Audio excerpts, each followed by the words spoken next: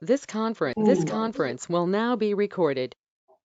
All right, the Cottage Grove Fire District Commission meeting. I'll call the meeting to order. A quorum is present. It was posted in town and at the village. We have the minutes of the February 26th meeting in your packet. Move approval. Second.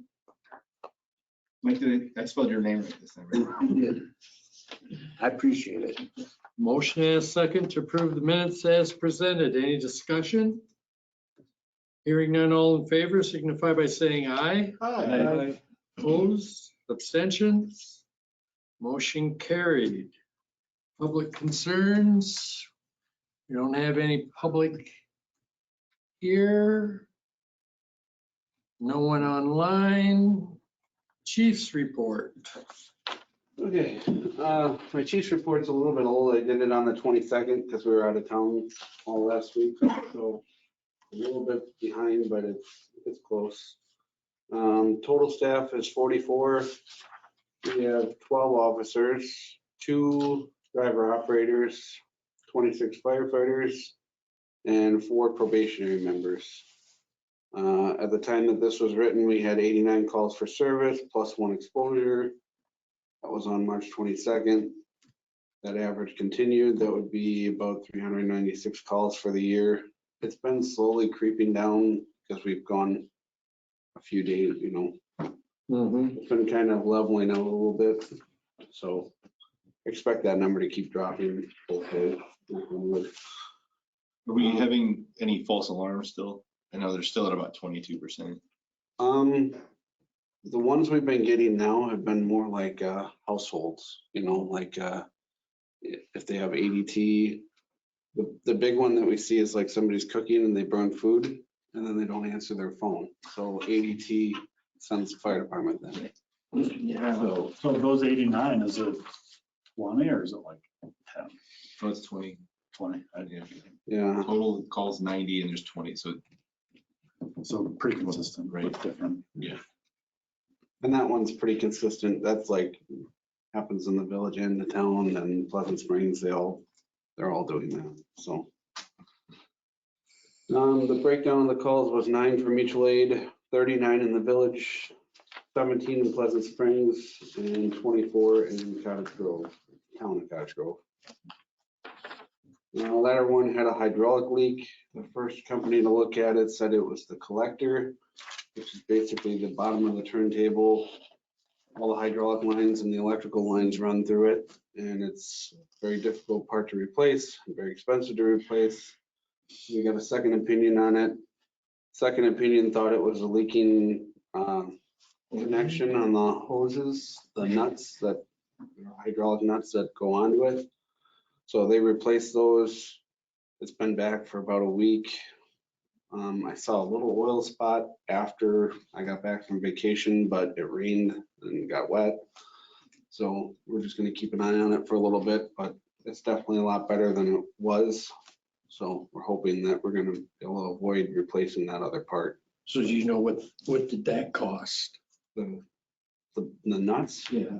all for the diagnostic time. They spent a day cleaning off all the old hydraulics and grease, steam cleaning it, and then fixing the part. It was like $1,300, I think, as opposed to Yeah. 30,000.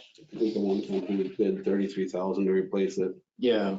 So hoping that it's just those 2 nuts. All the fire hoses going to be tested at the end of April. The old pagers were put up on Wisconsin Surplus. I'll let you guys know when we sell them, what they sold for. Training for February was air consumption and fit testing. Training for March was wildland fires and UTV training with wildland equipment.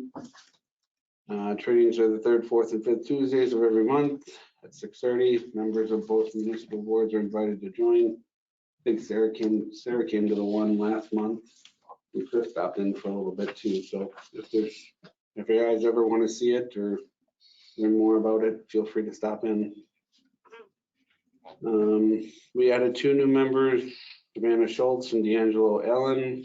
Gotta actually change that. We just added 2 more in April, so now that's really 4 more people. That was Buckholz and Trinity Leeser.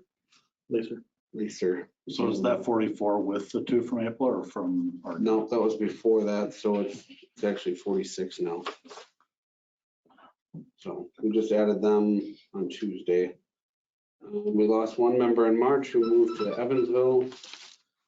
We promoted 2 firefighters to the rank of lieutenant, which is Mitch Strelo as fire 11 and Justin Mistical as fire 12.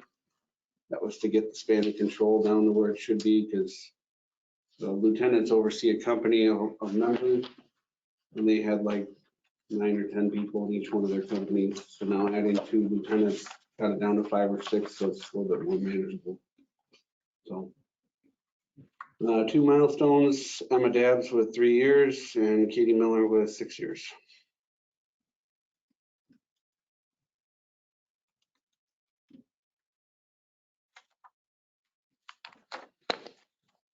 Anything else?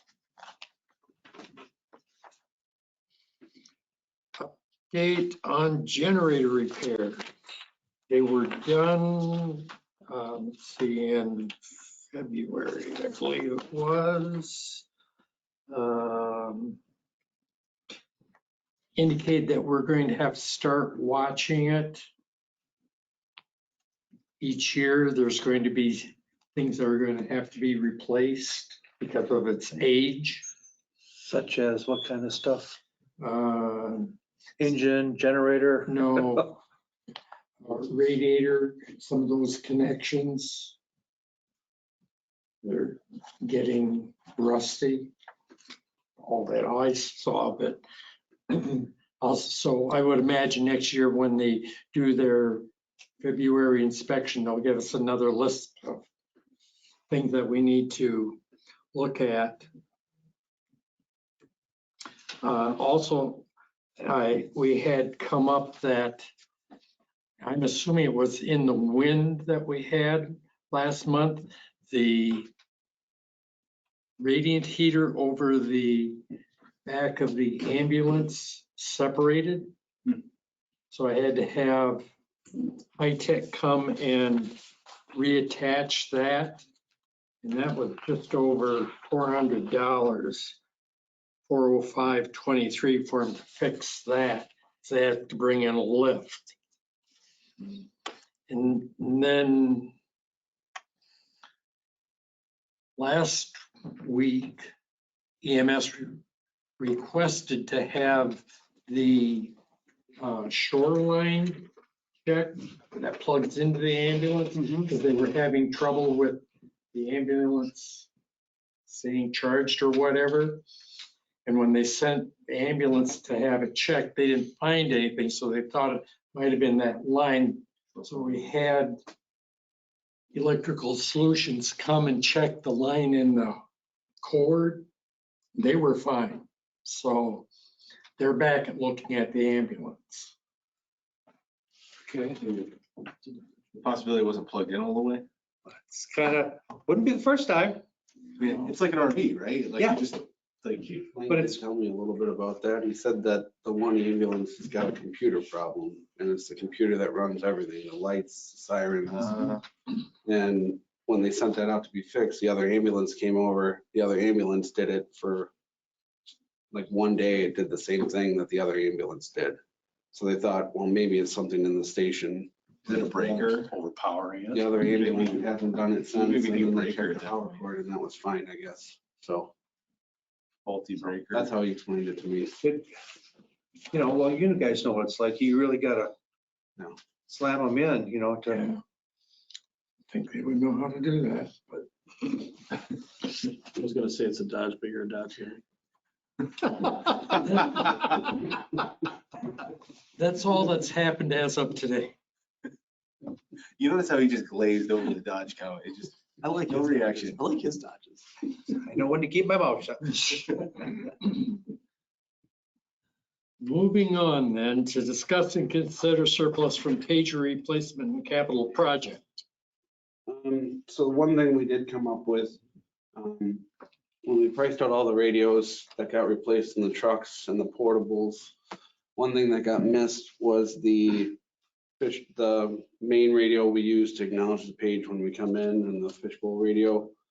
It's one radio that shares 2 telephones. It's like a remote head that you can talk to from the back door here and in the radio room. And to upgrade the radio, we bought the radios last year at the end of the year when we had a little bit of surplus funds over, but now we need to pay to install them. And they don't make the headsets anymore, the remote headsets. Or if they do, they're like, you could buy 3 radios for the price of 1 headset. So the solution was to buy 2 separate radios, one by the back door, one by the radio room. But to do that now, we need to run the antenna. We need to run an antenna for one because there's only 1 antenna. You need 2 antennas. And then you need to run the power supply for the second radio. So I got a quote to do the install for that. And right now that quote is $47.95. The surplus that we had left over was like just over 9,000 from the Phaedra project. So it'd be about just over half what was left for the surplus funds. And you didn't like the 3D training? 3D training. You were looking at a trainer. VR. We liked it, but when it came down to it, it was like, I think it was like $65,000 to buy it. Oh, Jesus. And Moving on, never mind. To buy the one one. and one headset. and then the other part of it was gonna be another 15 grand. So total it would have been like. So, almost Forget I 80. asked. Forget I asked. So Chief, just for the notes here, so are you, so $4,700, is that what you said? 47.85 is what it came out to, yeah, so not too. Of the 9,000 roughly surplus to purchase exactly what? The second antenna and install of the radios. So you lost me though on the headset thing though. So what we currently have is 1 radio and it's got 2 remote headsets. Oh. So the plan was to buy just 1 radio and And have 2 headsets. but have they don't 2 make headsets again. But the new headsets, they don't make that one anymore because there was some guy making them in his garage basically is what it was. And he went out of business during COVID. Kenworth makes something like it, but it's like I said, you could buy 3 of the radios Expensive. Okay. for the cost of 1 headset. So it was more cost efficient to just buy 2 separate radios than to buy the new headsets. So So you're looking for a motion? I'd move approval of the purchase or the spending of $4,800 Yeah, for the replacement of the 2 radios in the fire station, i.e. the back door and the fishbowl, and the necessary antenna and install. electrical. Second. And you're going to use the capital replacement fund. Yes. Motion and a second. Everyone understand? Motion? Any discussion? All those in favor signify by saying aye. Aye. Opposed, same sign. Motion carried. Discuss fire and EMS calls. This is just a follow-up from the last meeting. yeah, so last meeting we talked about, when you look at our breakdown of calls, 42% of them were rescue style calls, which includes medical calls. Some of that is like your car accidents, they fall under that. But some of it is the straight EMS calls, and we had a pretty big influx of them over the last year. The example I'll use is like last year we drove the ambulance 11 times. We're especially requested just to drive the ambulance or provide medical care. 11 times we drove the ambulance, and there was more times where we were just called to help lift a patient. This year we've already driven the ambulance, or no, it was 14 times last year, and we were already at 11 this year. when we started the last meeting. So if I'm just like doing public math, you're at like 400, you're gonna be at like 400% increase. Correct. That's where we were kind of drawing a concern from. So we met with Chief Lang, discussed some of the calls. We got a plan moving forward that, he's instructed his people that, yes, they can call us if they really need us, but they need to make sure that they actually need to call us. And then when they do request us, one thing that we're gonna do is after the call, Chief Lang is gonna review it and review it with his personnel to make sure that that was really the right call to do that. And if it's not, then they'll kind of do some education about, well, this is how we could have handled it better, kind of thing. And then the last part has been, Chief Lang has actually been responding more during the day in the car. Like up to that point, he didn't respond that often from the car, from the station. So if there's a call that's coming in during the day and they need help, like the last week, he went on like 3 or 4 of them one day, and then That makes sense. a few the other day too. So it's making it so they don't have to necessarily call us for one. Yeah. person. Is this a staffing issue? Are there new people working in there making calls that maybe didn't used to? So it's kind of a mixed bag. Like some of their protocols say they have to have two paramedics in the back of the ambulance. And when you only have 2 paramedics on an ambulance, you've got to get the third person from somewhere. So a lot of times it falls to the fire department. Some of them, I think, were just education. Like one time we got called to drive for a nosebleed, which the person had a nosebleed. We had to drive the ambulance for that. We didn't understand that one. That was one that we talked about, that we were going to work out to try and avoid stuff like that going forward. So some of it, I think, is a little bit of training, and some of it is, some of the calls are getting bad too. There is some of that. We had 3 EMS calls last week while I was out of town. You were around where they. Yeah, there's some things they can't control, like when it gets coded as it's a sick person. Only you get there and they maybe were having a heart attack and they have a DNR, like it happens. So that's why the 2 chiefs they'll kind of look at it and go through that. I think their protocols are set up to have 2 paramedics on the back. Well, they already know going into it, you don't have enough staffing. They could have a whole bunch of those calls that require 2. They're not gonna have enough staffing. They're gonna have a third. So it's just that's their protocols. So, I mean, at some point, they're gonna probably have to do it. I mean, we'll have to get it figured out, but for the meantime, we train our people, we'll keep helping where we can. It's just so it doesn't get out of, it was kind of getting. I guess what I'm hearing is it's not one thing, certainly training, one. I'm hearing staffing to a degree, and then I'm hearing that Daneco isn't necessarily coding it correctly. Correct. It's like some days it's just like, yeah, okay, we'll push this button. Sometimes, it's, Pro QA when it came out or how things are, like an alpha level call is the, megas are usually the lowest.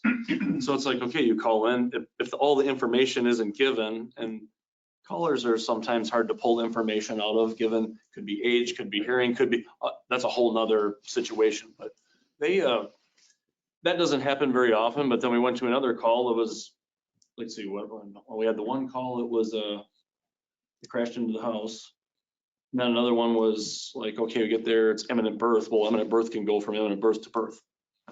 If that happens, it happens. I think it's just, You never know what's gonna happen. So. you guys correct me if I'm wrong, but like when I brought this up at the village board meeting, when I did my committee report, like there were some concerns. It's like specifically staffing. So it's like, well, do we have enough staffing or do we not have enough staffing? Like it's not a binary answer. It's not an easy yes or no. It's like we could always do with more. To me, it sounds like we have enough staffing and people do the right thing. That's part of it. I think that was the majority of it, was to get that under control. Do you agree with that? Yeah, and like I said, there was quite a few of them that came in, and it was like, at one point, they were kind of like, There was a few calls where the ambulance wasn't here in Cottage Grove. So they thought, well, let's call the fire department because they can get there faster than we're gonna get there. Which we have CPR and we have first aid, but we're not medics. We're Paramedic. we're not even, there's a few of us that are EMTs, but we're not allowed to practice it because we're not licensed under Deer Grove, so that was kind of like an educational thing because some of those are full-time people on other departments where fire and EMS are one department and they can do that because the firefighters are paramedics too. So that took some education there to get some of that straightened out. So like I said, it's a little bit of everything. It seems like there's a plan moving forward. It has gotten, like I said, there was 3 last week, but it sounded like they were all pretty serious calls. And I think we only provided a driver for one. When they definitely needed a lift. So I mean, it's kind of back to, if we can continue on that path, it'll be what we expect. It'll take that 400% number down to. So it sounds like the two of you need to communicate on a little more frequently, maybe to address some of those issues as they come up right away as to if their protocols need to change or whatever. Yeah, and I mean, I guess big picture, to answer your question about staffing, I'm not the EMS chief, so I don't see it every day. I don't know how many calls are running into that. I want to be clear, that me asking you that question is not entirely fair, so I want to be a bit sure, right? But I guess I was asking more from your perspective of like, from what you're seeing, is this a staffing issue? So because when we go back and give our report, like, I think that'll continue to be the question. Like, it sounds like we need to have a conversation with Eric about staffing. So what I understand is right now, the communities are working on hiring enough EMTs to have 2 full-time ambulances all the time. That's the goal, is what I've been told. Right. And they're pretty close with some LTE time. They can get almost 100% of having 2 ambulances. The issue is that when you send the 1 ambulance out, you need a 3rd person. You could bring the other ambulance over, but then you're taking that 2nd ambulance out of service because you're taking 1 person off the ambulance. Ambulance can't run with 1 person on it. Mhm. So I think, if Chief Lane continues to respond during the day when he's available in the car, that's going to take some of that burden off. Right. And I don't know. It's probably good that he does that because then he can see how his staff is working. Yeah. Thanks for the follow-up. Okay. Yeah, so we'll keep an eye on it and keep working on it. Discuss, consider next meeting date, agenda items, Tuesday, May 28th, May 28th. because of the holiday on that Monday. We don't have to do one because this one was late, right? So we don't This have to was do one. technically March's, but That'll be a Tuesday. Do we have to Day do, after this is Memorial technically, Day. well, this is technically the March meeting. Do we have to do Yeah. one for April or are we just gonna skip I it? think we're fine. I think we can skip over it. Okay. They've been pretty light. If something really big came up, I could let you guys know, but I don't think so. Tuesday, the 28th, you're saying? Yeah. Tuesday.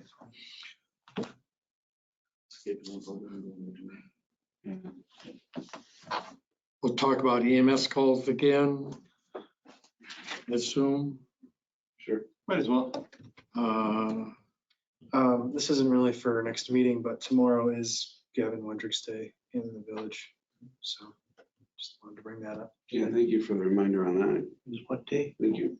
Gavin Wendrick's, the It's kid who passed. The village did a proclamation to acknowledge and honor Gavin Wendrick. So by dedicating a day to him, and tomorrow is that day. Okay. April 5th was the date he joined the fire department. So that was the date that the family chose for. Okay. We'll have elections at the next meeting. And I would ask that this year for 24, the town village split. The village is 66.38 and the town's 33.62. If you can verify that that's what you believe it is for the squad is still scheduled for August or September. Sometime this year, we'll be here. Okay, let's say that again. So we need to verify. I don't think we need to talk about it in the next meeting, but what I'll do is I'll ping Cameron. Is it going to come up in this meeting? Is it going to be an agenda item in this meeting? Do you want it as an agenda for the next meeting, or you just want me to ping Cameron and ask for? Well, if he wants to respond back to me, that's fine then. I forgot one thing for the chief's report too. The security system over there is pretty much, they just finished like today. The only thing left is that he's got to program our computer, the Fireside's computer, so we can get on the software. Chief Lane's was done today. All the cameras are working now. The door locks are done.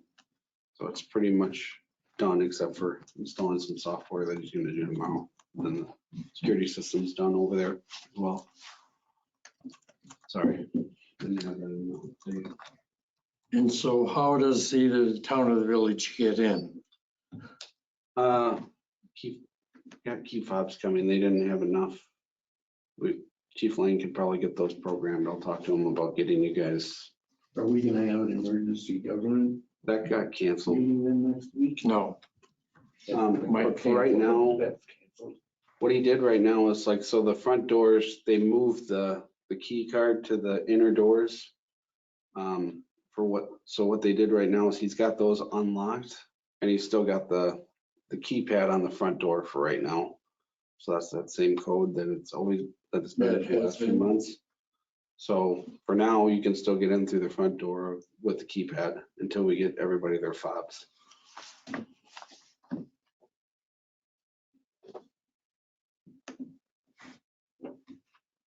Okay. Anything else? Second. Motion is second to adjourn. All in favor signify by saying aye. Aye. Opposed, same sign. Motion carried. We officially have to use it. Thank you.